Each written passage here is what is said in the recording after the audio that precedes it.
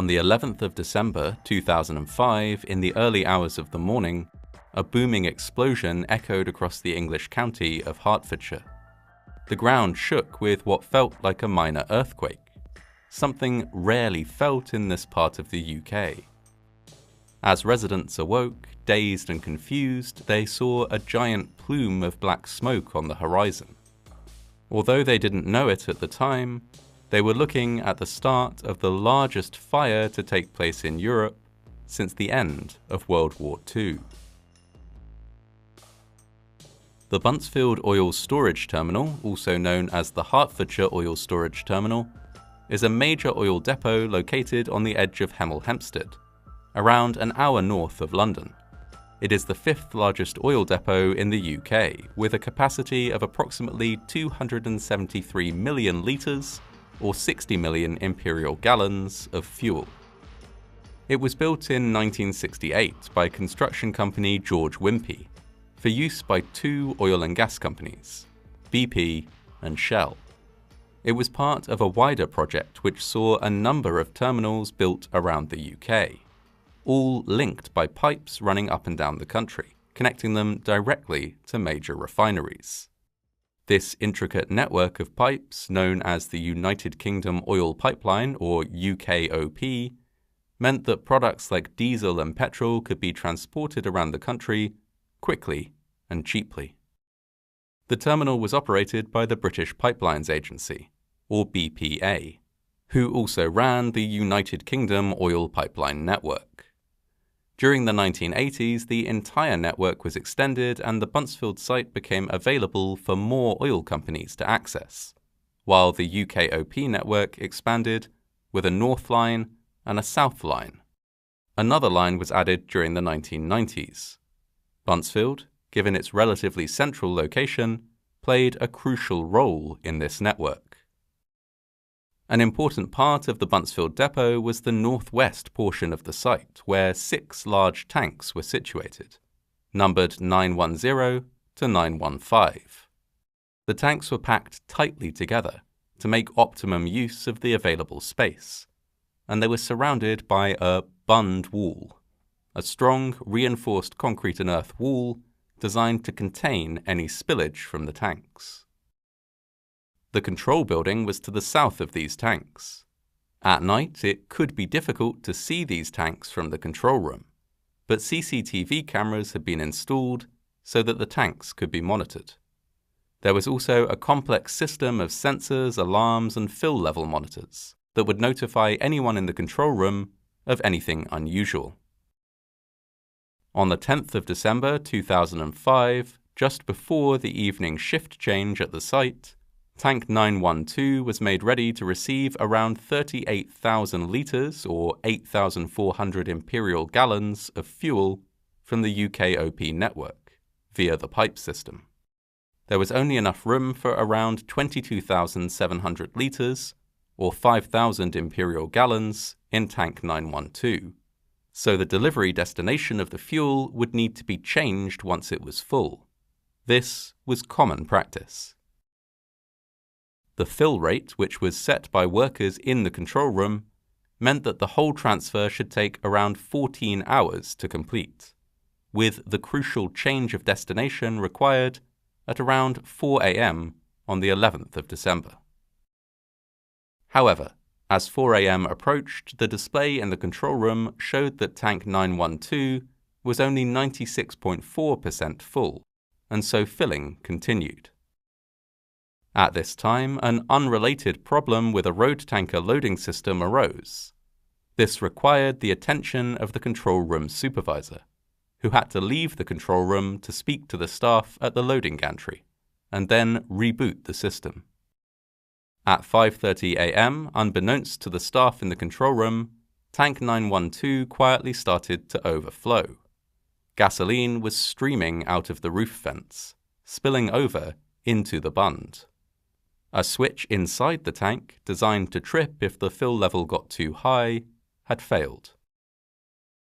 The spillage created a rich fuel and air vapor, which formed a cloud above the tank. At around 5:45 a.m., the flow rate into the tank increased, due to another transfer elsewhere in the facility finishing. In the case of tank 912, this only increased the rate at which the gasoline was pouring out of the tank. The vapor cloud moved with the breeze, which carried it away from the control room. Within the control room, in fact, there was no suggestion that anything was wrong. Elsewhere on site, though, some tanker drivers reported that they could smell petrol. Before this could be properly investigated, at 6:01 a.m., a massive explosion took place. Later analysis suggested that the initial spark came from a fire pump house, an area that ordinarily would be one of the last that anyone on site might think a likely place for an explosion. On this day, however, the vapor cloud had seeped into its vicinity. The explosion was massive. By some reports, it was heard in Belgium, France, and the Netherlands, while the British Geological Survey noted that the event measured 2.4 on the Richter scale, equivalent to a minor earthquake.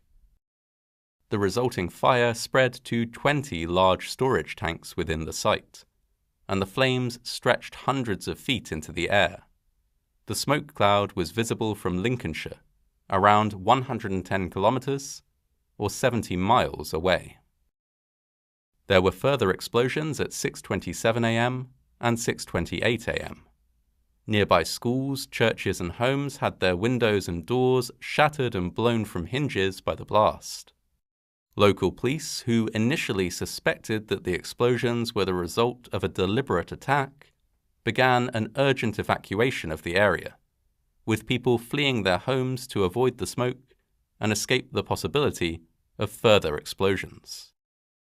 One resident that lived close to the site, a Mr. David Mitchell, told reporters that he had felt his house shaking and shuddering.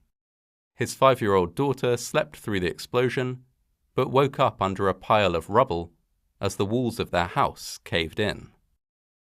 An IT company, Northgate Solutions, was based adjacent to the Buncefield depot. Their office building had every single window blown out by the explosions. Fortunately, due to the early morning timing of the blasts, there were only 4 members of staff on site, rather than the 400 that would have been there during normal working hours. As such, a very rapid evacuation was possible. A major emergency was declared by 6:08 a.m., and around 150 firefighters were called to the incident.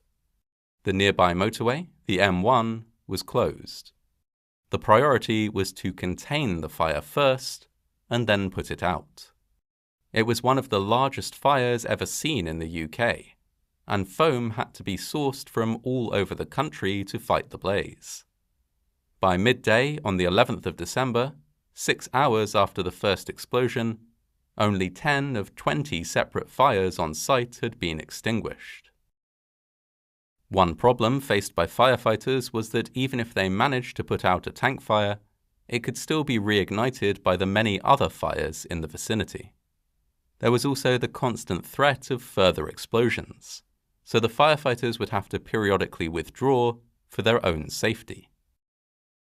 There were also some difficulties controlling the actions of members of the public, some of whom wished to get closer to the fire in order to obtain photographs and footage of it.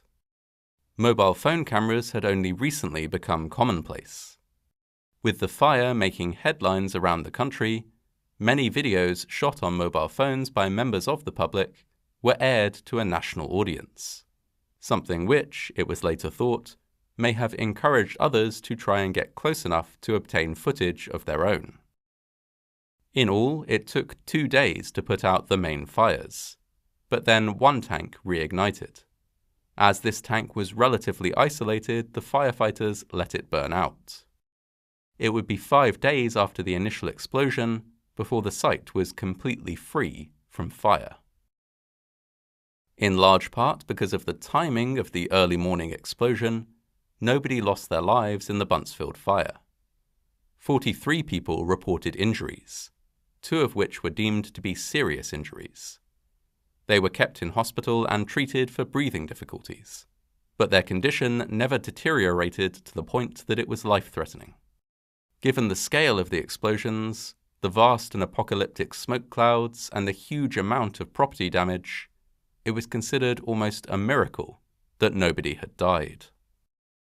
A government inquiry was carried out, and it was found that the key safeguards that had been put in place to prevent an overfill had all separately failed.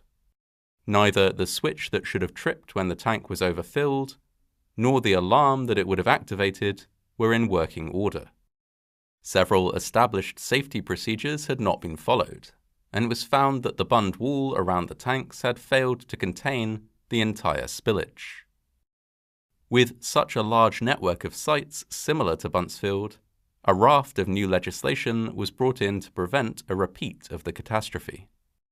The inquiry also found that, while the emergency response was swift, emergency services in the area were unprepared to respond to a major oil fire. Over 2,700 insurance claims were raised by local residents and businesses. The process of settling these claims took many, many years. Though the oil companies involved, Total and Texaco, admitted liability, they subsequently queried a very large number of the claims. A civil litigation lawyer involved in the process later said, "They wanted receipts, and then said maybe the claimant should have gone to Tesco rather than Marks & Spencer. If a claimant bought 28 pairs of knickers and only had a receipt for 25, we were writing 4 or 5 letters over 3 pairs of knickers and had to take witness statements. It was bizarre." Some claims took nearly 7 years to settle. Even decades on, some residents expressed doubt about how safe the drinking water is in the area, given the amount of oil that was spilled.